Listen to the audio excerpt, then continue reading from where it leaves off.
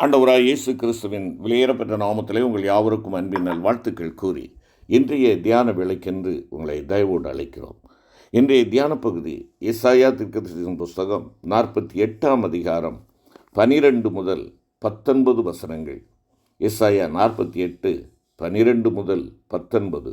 தியான வசனம் 14ஆம் வசனம். 14ஆம் வசனம். நீங்கள் எல்லாரும் கூடி வந்து கேளுங்கள். கர்த்தருக்கு பிரியமானவன் அவருக்கு சித்தமானதை பாபிலோனில் செய்வான். அவன் புயம் கல்தேயரின் மேல் இருக்கும் என்பதை இவர்களில் அறிவித்தவன் யார்? அருமையான கர்த்தருடைய பிள்ளைகளை, நீங்கள் எல்லாரும் கூடி வந்து கேளுங்கள்.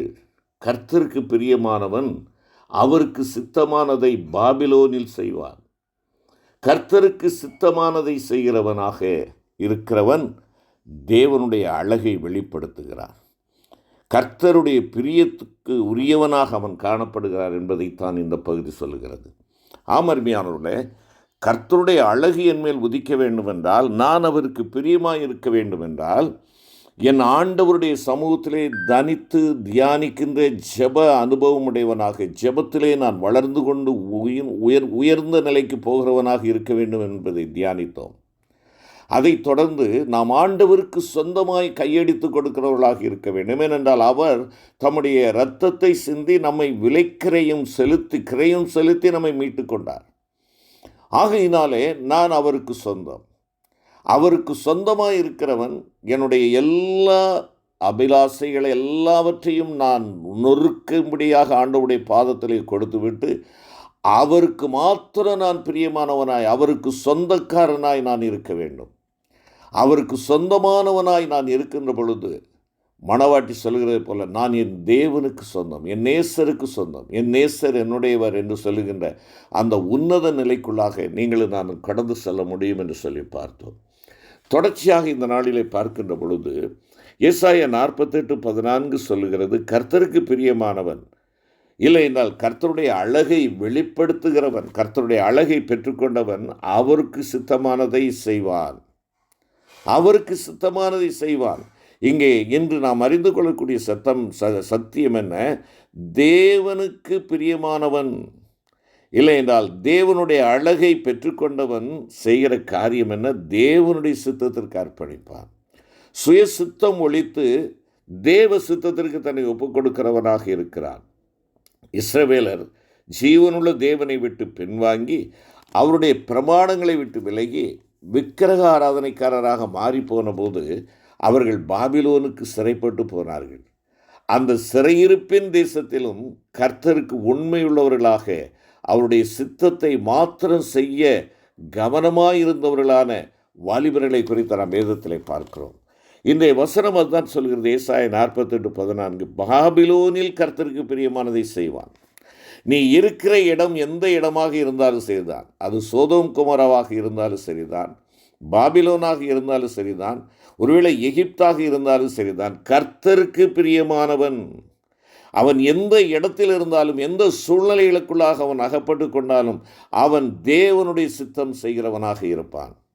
இன்றைக்கு நாம் அநேக நேரங்களில் சொல்கிறோம், என்னுடைய சூழ்நிலை விதமாக செய்ய தூண்டிவிட்டது, என்னுடைய நண்பர்களை பிரியப்படுத்துவதற்காக இப்படி செய்ய வேண்டியதாகிவிட்டது, இந்த இடத்துல வேறு யாரும் எனக்கு ஒரு கூட்டாண்மைக்கு இல்லாதபடியினாலே நான் தவறுவதற்கு ஏதுவாக மாறிவிட்டது என்று சொல்லி இடத்தையோ காலத்தையோ சூழ்நிலையோ அல்லது நம்முடைய தனிமையை குறித்து எந்த விதமான காரணம் காட்டுகிறவர்களாக அல்லாமல் தேவனுடைய சித்தத்தை செய்வதற்கு, அது சிறையிருப்பாக இருக்கலாம், இல்லை என்றால் அந்நிய தேசமாக இருக்கலாம், ஆராதனை கூடங்கள் இல்லாததாக இருக்கலாம், ஆலயம் இல்லாததாக இருக்கலாம், ஆராதனைகள் இல்லாததாக இருக்கலாம், அந்த இடத்திலும் கர்த்தருக்கு பிரியமானவன் பாபிலோனிலே அதை செய்வான். அவருடைய சித்தத்தை செய்வான். அவருடைய சித்தத்தை செய்யும்படியாக உன்னையும் என்னையும் ஆண்டவர் தெரிந்தெடுத்திருக்கிறார். அவருடைய சித்தத்தை மாத்திரம் செய்ய கவனமாக இருந்தவர்களான வாலிபர்களை குறித்து நாம் வாசிக்கிறோம். தானியேல், சாத்ராக், மேஷாக், ஆபேத்நேகோ என்னும் யூத வாலிபர்கள் ராஜாவின் போஜனத்தினாலும் அவன் பானம் பண்ணும் திராட்சரசத்தினாலும் தங்களை தீட்டுப்படுத்தலாகாது என்று தங்கள் இருதயத்தில் தீர்மானம் பண்ணி கொண்டார்கள் என்பதாக தானியேல் 1:8 வாசிக்கிறோம். மேலும் தேவ சித்தத்திற்கு மாறான கட்டளைகள் ராஜாவினால் பிறப்பிக்கப்பட்ட அப்படிப்பட்ட சந்தர்ப்பங்களிலும் தாங்கள் புறஜாதி தேசத்தில் அடிமைகளாக இருந்த போதிலும் அவர்கள் அவற்றை கைக்கொள்ளவில்லை. தேவன் மேல் பற்றுதலாய் இருக்கிற மனச்சாட்சி நிமித்தம் ஒருவன் அநியாயமாய் பாடுபட்டு உபத்திரவங்களை பொறுமையாய் சகித்தால் அதுவே பிரீதியாயிருக்கும். நீங்கள் நன்மை செய்து பாடுபடும் போது பொறுமையோடே சகித்தால் அதுவே தேவனுக்கு முன்பாக பிரீதியாயிருக்கும் என்பதாக பேதுரு 1 நிருபத்திலே குறிப்பிடுகிறதை நாம் பார்க்கிறோம். 2 அதிகாரம் 19-20. ஆம், இந்த வெளிப்படுத்தல் உள்ளவர்களாய் அந்த பிள்ளைகள் தேவனை மட்டும் பிரியப்படுத்தும்படியாக தீர்மானித்திருந்தார்கள். அவர்கள் சொல்லுகிற வார்த்தையை பாருங்கள். நாங்கள் ஆராதிக்கிற எங்கள் தேவன் எங்களை தப்புவிக்க வல்லவராயிருக்கிறார். அவர் எரிகிற அக்கினி சூளைக்கும் ராஜாவாகி உம்முடைய கைக்கும் நீங்களாக்கி விடுவிப்பார். விடுவிக்காமற் போனாலும் நாங்கள் உம்முடைய தேவர்களுக்கு ஆராதனை செய்வதும் இல்லை, நீர் நிறுத்தின பொற்சிலையை பணிந்து கொள்வதும் இல்லை என்கிறது ராஜாவாகி உமக்கு தெரிந்திருக்க கடவுது என்று சாத்ராக், மீஷாக், ஆபேத்நேகோ ஆகிய 3 கூறினதை நாம் வாசிக்கிறோமே. ராஜாவின் கட்டளையை மீறின எவனும் சிங்கங்களின் கவியில் போடப்படுவான் என்ற பயமுறுத்தலுக்கு தானியேல் சற்றேனும் அஞ்சவே இல்லையே. தேவசித்தம் செய்து நிறைவேற்றுவதற்கு முற்றிலும் முரண்பட்டதாயிருந்த சூழ்நிலைகளில் அவர்கள் தேவசித்தம் செய்கிற விஷயத்தில் தங்கள் சரீரங்களை மரணத்துக்கு துணிந்து ஒப்பு கொடுத்திருந்தனர். இவ்வாறு பாபிலோனில் தேவசித்தம் செய்த அவர்கள் மேல் தேவன் பிரியமாயிருந்தார்.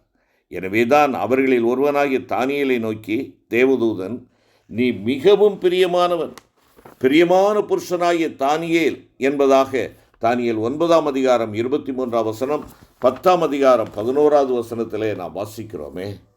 கர்த்தருக்கு பிரியமானவர்களாய் பாபிலோனிலும் தேவசித்தம் செய்த அவர்கள் கல்தேயருக்கு மேலாக உயர்த்தப்பட்டார்கள்.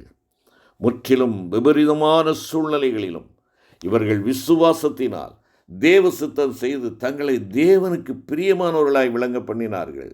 அருமையான கர்த்தருடைய பிள்ளைகளே, இதைத்தான் எபிரேயர் சொல்கிறார் 11:6. விசுவாசம் இல்லாமல் தேவனுக்கு பிரியமாயிருப்பது கூடாத காரியம் என்று.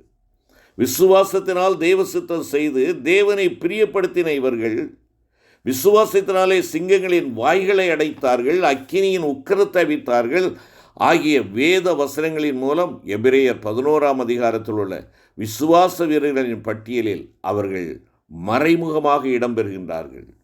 அருமையான கர்த்தருடைய பிள்ளையே, உன்னுடைய குடும்பத்திலோ உத்தியோக ஸ்தலத்திலோ கல்வி கற்கும் இடத்திலோ நீ தேவனுடைய பூரணமான சித்தம் செய்வதற்கு அனுகூலமற்ற முற்றிலும் எதிரடையான சூழ்நிலைகளில் வைக்கப்பட்டிருந்தாலும் கர்த்தருக்கு பிரியமானது என்னதென்று நீ சோதித்து பார்த்து கர்த்தருடைய சித்தம் என்னதென்று உணர்ந்து கொண்டு தேவ சித்தம் செய்ய நீங்களும் நானும் நம்மை ஒப்புக்கொடுக்க வேண்டும். அப்பொழுது நம் தேவனாகிய ஆண்டவருடைய பிரியம் உன்மேல் என்மேல் இருக்கும், அவருடைய அழகு நம்மேல் இருக்கும். தேவனாகிய ஆண்டவரின் பிரியம் நம்மேல் இருக்க வேண்டும் என்பதும் அவருடைய அழகு நம்மில் இருக்க வேண்டும் என்பதும் ஒன்றே என்று நாம் பார்த்தோம். தேவனாகிய ஆண்டவரின் அழகு என்பது அவருடைய பரிசுத்தமே. பரிசுத்தத்தின் அழகுடன் நாம் அவரை தொழுது கொள்ள வேண்டும் என்று அவர் நம்மை குறித்து விரும்புகிறார். பரிசுத்தமே அவருடைய ஆலயத்தின் அலங்காரமாக இருக்கிறது. எனக்கு அன்பான சகோதரனே, சகோதரியே, பாபிலோனை போல ஒரு சூழ்நிலையிலே நீங்களும் நானும் அமர்த்தப்பட்டவர்களாக இருக்கலாம். இந்த உலகத்தின் காரியங்கள் நம்மை வேதனைப்படுத்தக்கூடியதாக, நம்மால் ஏற்றுக்கொள்ள முடியாத ஒரு சூழ்நிலையிலே இருக்கலாம். எங்கு பார்த்தாலும் ஒருவேளை அநீதிகள், அநியாயங்கள், வன்முறைகள், பாலியல் பலாத்காரங்கள் இவைகளெல்லாம் அங்கே இருக்கலாம். அப்படிப்பட்ட சூழலிலே உன்னையும் என்னையும் ஆண்டவர் அங்கே வைத்திருக்கிறார் என்றால் நீங்களும் நானும் பரிசுத்தத்தை சிநேகிக்கும்படியாக, நீங்களும் நானும் பரிசுத்தமாகுதலை தேவ பயத்தோടെ பூரணப்படுத்தும்படியாக தேவன் அந்த இடத்திலே அவருடைய சாட்சிகளாக உங்களையும் என்னை வைத்திருக்கிறார். அவருடைய அழகை வெளிப்படுத்த வேண்டியவர்கள். எந்த ஒரு சூழ்நிலையினாலும் நம்முடைய பரிசுத்தம் கெட்டுவிடக்கூடாது என்பதை ஆண்டவர் நமக்கு தெளிவுபட குறிப்பிடுகிறார். நம் பிதாவாகி தேவனுக்கு முன்பாக பிழையற்ற பரிசுத்தமுள்ளவர்களாய், நம்முடைய ஆவி, ஆத்மா, சரீரத்தில் முற்றிலும் பரிசுத்தமுள்ளவர்களாய் நம்மை காத்துக்கொள்வோமாக. நாம் மெய்யாகவே வாஞ்சித்து ஒப்புக் கொடுப்போம் என்றால் சமாதானத்தின் தேவன்தாமே அதற்கு நமக்கு உதவி செய்கிறவராக இருக்கிறார். அவருடைய பரிசுத்தமாகிய அழகு நம்மில் உருவாக்கப்படும்படியாக கன்மலையின் வெடிப்புகளிலும் சிகரங்களின் மறைவிடங்களிலும் தங்குகிற புறாவை போல் நாம் கர்த்தருக்குள் மறைந்திருந்து தனித்து அவருடைய சமூகத்தில் காத்திருந்து அவரோடு உறவு கொள்ள வேண்டும். கன்மலையின் வெடிப்புகளிலும் சிகரங்களின் மறைவிடங்களிலும் தங்குகிற என் புறாவே, உன் முகரூபத்தை எனக்கு காண்பி. உன் சத்தத்தை நான் கேட்கட்டும். உன் சத்தம் இன்பமும் உன் முகரூபம் அழகுமாய் இருக்கிறது என்று உன்னத பாட்டு 2:14 அவர் கூறுகிறாரே. கர்த்தரிடத்தில் ஒன்றை நான் கேட்டேன், அதையே நாடுவேன். நான் கர்த்தருடைய மகிமையை பார்க்கும்படியாக, அதாவது அவருடைய மகிமையை, அவருடைய அழகை பார்க்கும்படியாக, to behold the beauty of the Lord, கர்த்தருடைய ஆலயத்தில் தங்கியிருப்பதையே நாடுவேன் என்று சங்கீதக்காரன் கூறுகின்றானே. நீ கர்த்தருடைய சமூகத்தில் தரித்திருந்து அவருடைய மகிமையான சாயலை கண்டு அவர் பிரியப்படுகிற அந்த அழகை உன் ஆத்துமாவில் பெற்று அதை பேணி காத்துக்கொள்ள நீங்களும் நானும் நம்மை ஆண்டவருடைய கரத்திலே ஒப்பு கொடுப்போமா? கிருபை நிறைந்த ஆண்டவரே, தேவரீருடைய அழகை நாங்கள் பெற்று அதை பேணி பாதுகாத்து கொண்டு உம்மை மகிமைப்படுத்த, ஆண்டவரே, நான் இருக்கிற இடத்தில் மாத்திரமல்ல, எந்த இடத்திற்கு சென்றாலும், அது எந்த பாபிலோனாக இருந்தாலும், எந்த எகிப்தாக இருந்தாலும், எந்த விதமான சூழ்நிலைகள் நிறைந்த இடங்களாக இருந்தாலும், நான் உம்முடைய பிள்ளை என்பதை வெளிப்படுத்த, உம்முடைய சித்தம் நிறைவேற்ற, உம்முடைய சித்தத்திற்கு அடிபணிய என்னை ஒப்புக் கொடுக்கிறேன். ஆசீர்வதியும் வழி நடத்தும். மீட்பர் இயேசு கிறிஸ்து மூலம் வேண்டிக் கொள்கிறோம் பிதாவே. ஆமென்.